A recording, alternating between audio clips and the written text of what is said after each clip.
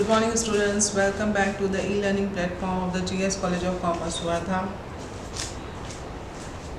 इससे पहले कि आज हम देखने वाले हैं BCom first year Hindi medium के सूक्ष्म तथा व्यापक अर्थशास्त्र। इससे पहले की वीडियो लेक्चर्स में हम लोग जो है सूक्ष्म अर्थशास्त्र का अर्थशास्त्र की परिभाषा विशेषताएं, सूक्ष्म अर्थशास्त्र की परिभाषा विशेषताएं, साथ ही साथ उसका महत्व, उसके विषय सामग्री, इस बारे में हम देख चुके हैं।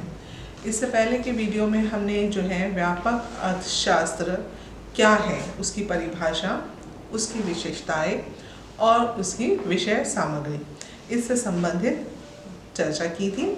आज के इस वीडियो लेक्चर में हम देखने वाले हैं व्यापक अर्थशास्त्र के दोष तथा उसकी महत्व।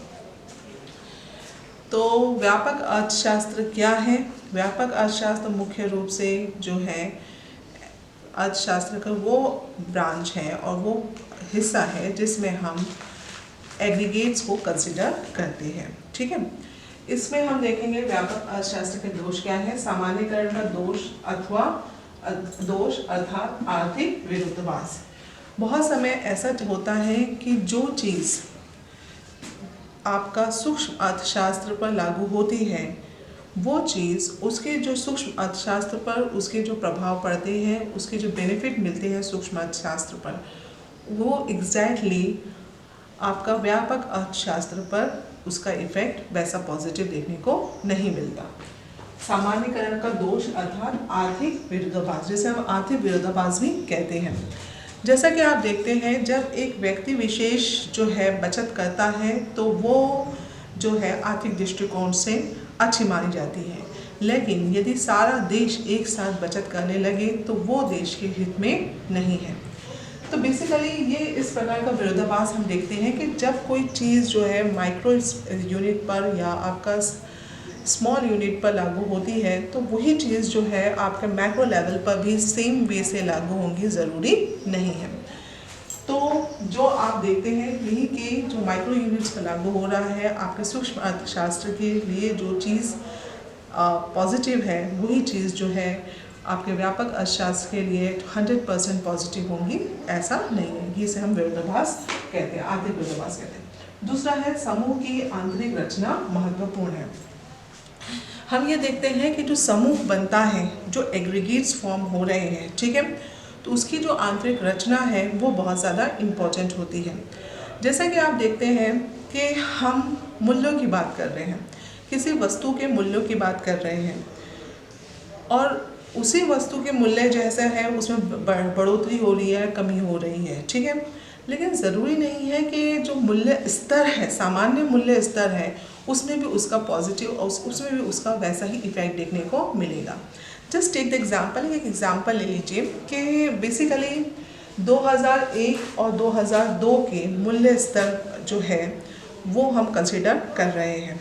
उसमें हमने देखा कि भाई मूल्य स्तर जो है सभी वस्तुओं, मूल्य स्तर की बात कर रहे हैं जो हम, ओके, जनरल प्राइस लेवल की बात कर रहे हैं, सामान्य मूल्य स्तर की बात कर रहे हैं। तो उससे बेसिकली देखा जा रहा है कि जो प्राइस लेवल है वो कैसा है, सामान्य है, उसमें किसी प्रकार का कोई आपको बढ़ोतरी देखी नहीं जा रही। लेकिन हम 2001 और 2002 के मूल्य जो सामान्य हैं उसी को कंसिडर करते हुए यदि हम बात करते हैं तो एग्रीकल्चरल प्रोड्यूस जो है आपका कृषि संबंधी जो वस्तुएं हैं, हो सकता है उनके मूल्यों में वृद्धि हो।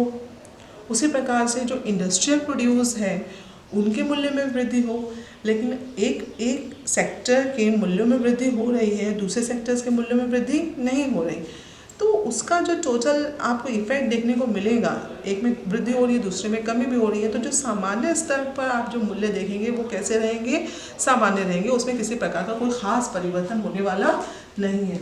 तो यही जो समूह की आंतरिक रचना है वो बहुत ज़्यादा महत्वपूर्ण होती है।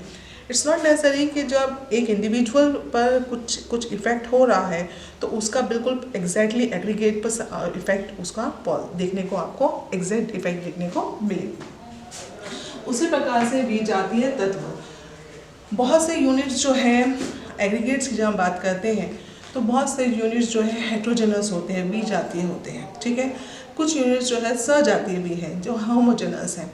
तो जब हम एग्रीगेट्स की बात कर रहे हैं तो आप जब टोटल की बात कर रहे हैं, एग्रीगेट्स की बात कर रहे हैं, तो उसमें आप एडिशन किसका करेंगे? जो सजातीय तत्व है उन्हीं का एडिशन पॉसिबल होगा, लेकिन जो विजातीय तत्व है उनका एडिशन पॉसिबल कर आप उनका एडिशन कर कर किसी प्रकार का एक पॉजिटिव कंक्लूजन आप सामने नहीं दे सकते। जैसे कि आप एग्जांपल ले लीजिए, 5 सेब है, ठीक है, 5 सेब है, 7 सेब है, तो टोटल कितने सेब हुए? 12 सेब, ठीक है। उसी प्रकार से यदि हम बात करते हैं, दोनों में जो है सजातीय तत्व है, ठीक है, सेब आपका सेम। उसी प्रकार से हम 4 सेब की और 3 संतरे की या केले की बात करें, ठीक है, तो ये भी कैसे है? एक तरीके से देखा जाए तो फ्रूट्स को ही बिलोंग करते हैं, फ्रूट्स की कैटेगरी को बिलोंग करते हैं, तो ये भी एक तरीके से सजातीय तत्व होंगी और उसके जो एग्रीगेट्स बन रहे हैं तो उसको हम कंसिडर कहीं पर कर सकते हैं। लेकिन यदि हम बात करते हैं 5 सेब और एक बिल्डिंग की, एक इमारत की बात कर रहे हैं, एक बिल्डिंग की बात कर रहे हैं, तो क्या वो एग्रीगेट जो है वो किसी प्रकार से कोई पॉजिटिव कंक्लूजन देंगे? नहीं, वो बेसिकली पॉजिटिव कंक्लूजन देने वाले नहीं हैं। तो बहुत समय ये देखा जाता है कि बहुत सारे जो तत्व हैं वो विजातीय भी होते हैं, तो उनको आप जोड़ रहे हैं यदि, तो उससे होने वाले जो आपका कंक्लूजन्स निकलते हैं, सारांश जो निकल रहा है वो पॉजिटिव नहीं होता। तो विजातीय तत्व भी होते हैं। बहुत समय ये जो आपका व्यष्टिगत अर्थशास्त्र है या फिर आपका व्यापक अर्थशास्त्र जिसे हम कहते हैं, वो बहुत समय उसको व्यवहारिक रूप से भी देखा नहीं जाता। प्रैक्टिकली उसको एक इंडिविजुअल इकाई पर लागू करना बहुत समय पॉसिबल नहीं होता। उसके द्वारा बनाए गए जो नीति है उसको आप इंडिविजुअल पर सेम टाइम पर लागू नहीं कर सकते। तो यहाँ तक आपने ये जो देखा कि व्यापक अर्थशास्त्र जो है वो बेसिकली एग्रीगेट्स रिलेटेड है, समूह से रिलेटेड है, ठीक है। तो इसमें बेसिकली हम ये देखते हैं कि अगर हेट्रोजेनस यूनिट है, विजातीय तत्व है, तो उनको जोड़ना पॉसिबल नहीं है और उससे जोड़कर यदि हम किसी प्रकार का उससे जो कंक्लूजन्स निकालते हैं वो कंक्लूजन्स पॉजिटिव नहीं होता है। उसी प्रकार से बहुत समय इनके द्वारा आपका जो नीति निर्धारित हो रही है वो व्यापक दृष्टिकोण से जो बनी हुई नीतियाँ हैं वो एक इंडिविजुअल पर, एक सूक्ष्म इकाई पर सामान्य रूप से लागू होंगी, उसका भी आप ज़रूरी नहीं है, वो ज़रूरी नहीं है। उसी प्रकार से सामान्यकरण के दोष होते हैं और जैसे हम आर्थिक विरोधाभास भी कहते हैं और समूह की आंतरिक रचना इसमें इम्पॉर्टेंट है। अब बात कर लेते हैं इसका क्या महत्व है। देखो, कौन सा भी अर्थशास्त्र है, सूक्ष्म है तथा व्यापक है, उसके कुछ ना कुछ महत्व तो होंगे ही, तभी तो अध्ययन के लिए आपके सामने लाया गया है। भलाई से हम उसमें दोष गिनवाएं, क्योंकि वो आपके एग्जामिनेशन के लिए इम्पोर्टेंट है कि उसमें क्या दोष है और क्या उसमें महत्व है, उसके क्या फ़ायदे हैं, ठीक है। लेकिन हमको उसको जो है दोष गिनवाए तो उसके साथ साथ हमको उसका महत्व भी देखना पड़ेगा। तो देखते हैं कि जटिल अर्थव्यवस्था के अध्ययन के लिए आवश्यक बेसिकली है। आप जब मैक्रो इकोनॉमिक्स की बात कर रहे हैं, जब आप व्यापक अर्थशास्त्र की बात कर रहे हैं, तो व्यापक अर्थशास्त्र जो है, जो कॉम्प्लेक्सिटीज़ हैं इकोनॉमी की, जटिल अर्थव्यवस्था संबंधी जो अध्ययन है उसमें बहुत ज़्यादा महत्वपूर्ण होता है। ये आपको ऐसे इकाई जो है, इसके जो वेरिएबल्स हैं बेसिकली वो सब कैसे हैं, वेरिएबल्स कैसे हैं, आपके एग्रीगेट से रिलेटेड है। नेशनल इनकम है, टोटल आउटपुट है, टोटल सेविंग है, टोटल इन्वेस्टमेंट है, ये इन्फ्लेशन है, डिफ्लेशन है, आपका इकोनॉमिक ग्रोथ है, ये सारे बेसिकली इसके क्या हैं, वेरिएबल्स हैं। और ये वेरिएबल्स जो है आपको इकोनॉमिक स्टडी के लिए इम्पॉर्टेंट है। उसी प्रकार से आर्थिक नीति के निर्धारण में महत्व, जैसे कि हम बात करते हैं इंडस्ट्रियल पॉलिसी है। अब एक एग्जाम्पल ले लीजिए, जब हम इंडस्ट्रियल पॉलिसी की बात कर रहे हैं या फिर हम कृषि नीति की बात कर रहे हैं, तो ये जो कृषि नीति निर्धारित होंगी, तो ये कृषि नीति जो निर्धारित हो रही है ये गवर्नमेंट एक बड़े स्तर पर कर रही है और सारे देश में जितने भी किसान हैं, जितने भी फार्मर्स हैं, उनको लेकर वो अप्लाई कर रही हैं, ठीक है। तो जो नीतियाँ निर्धारण की जाती हैं वो एक ब्रॉडर पर्सपेक्टिव में होती है, एक बड़े स्तर को ध्यान में रखकर वो नीति का निर्धारण किया जाता है और वो नीति एक इंडिविजुअल यूनिट पर भी लागू होती है। ठीक है, तो आर्थिक नीति के निर्धारण में भी ये महत्वपूर्ण है। उसी प्रकार से अभी आप देख रहे हैं कि किसान जो है बहुत ज़्यादा आक्रोश दिखा रहे हैं गवर्नमेंट ने जो अभी एग्रीकल्चर रिफॉर्म्स किए हैं, तो कहीं ना कहीं वो किसी पर पॉजिटिव इफेक्ट डालने वाली है पॉलिसी और कहीं ना कहीं वो किसी पर नेगेटिव इफेक्ट भी डालने वाली है। ठीक है, तो बेसिकली जब फ्रेम की जाती है पॉलिसीज़ तो वो ओवरऑल पर्सपेक्टिव को ध्यान में रखकर बनाई जाती हैं।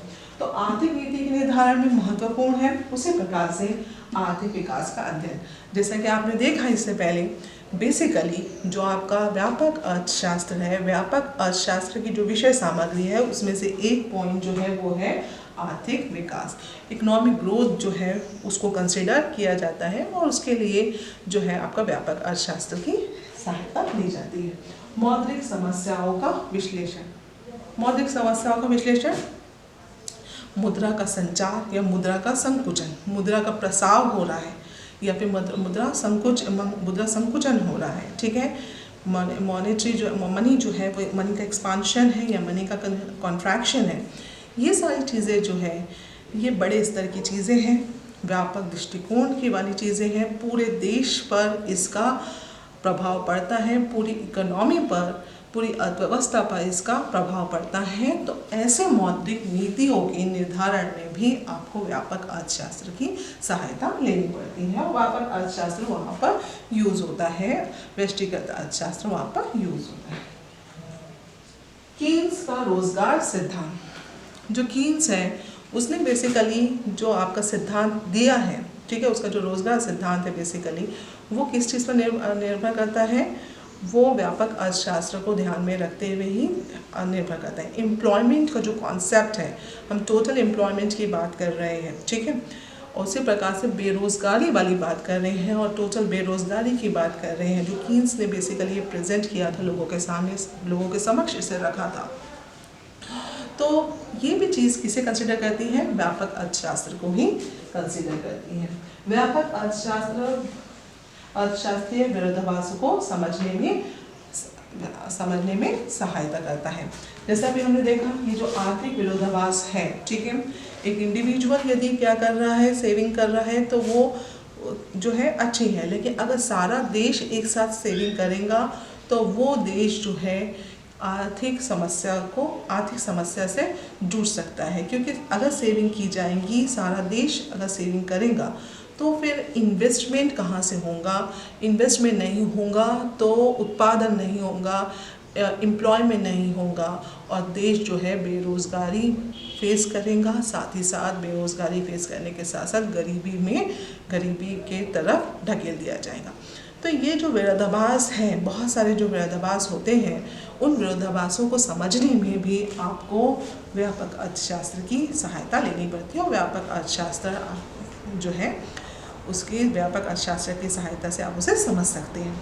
तो जहाँ तक हम महत्व की बात करते हैं, जटिल अर्थव्यवस्थाओं के अध्ययन में ये हेल्पफुल है, सहायक है, आवश्यक है। उसी प्रकार से आर्थिक नीति के निर्धारण के लिए महत्वपूर्ण है, आर्थिक विकास के अध्ययन में भी ये हेल्पफुल है।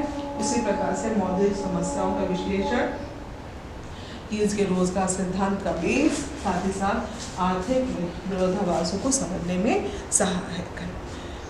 तो बेसिकली ये जो आपका चैप्टर है, इस चैप्टर में आपने जो है सूक्ष्म अर्थशास्त्र, व्यापक अर्थशास्त्र, ये दोनों की परिभाषा, साथ ही साथ उसकी विशेषताएं, उसकी विषय सामग्री, उसका महत्व, उसके दोष, उसका कार्य जो है, फंक्शंस जो है वो आपने देखे।